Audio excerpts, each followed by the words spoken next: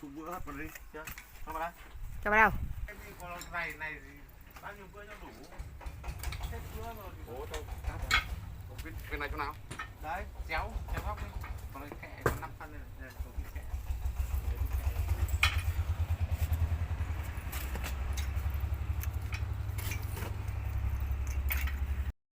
Vừa đánh bao nhiêu?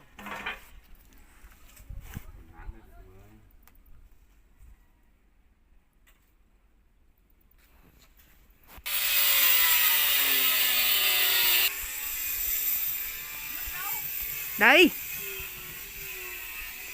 Kẹp nách đây. Đây.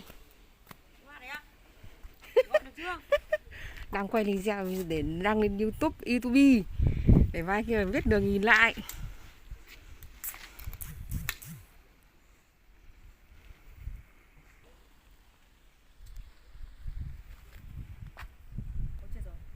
Đây là liều uống đấy, còn phải kiêng đấy. Đang mệt chả uống.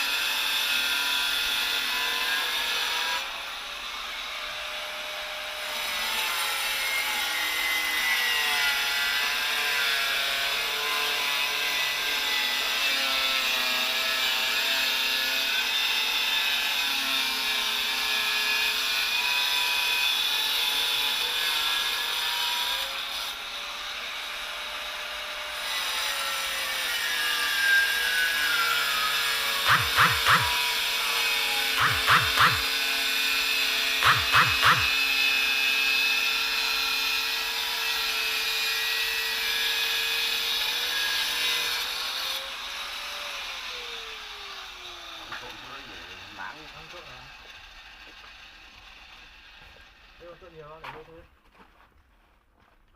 Một xe này. Đây nó tự nhiên còn. Trộn nhiều rồi còn nắng. Thế là trộn nhiều cái.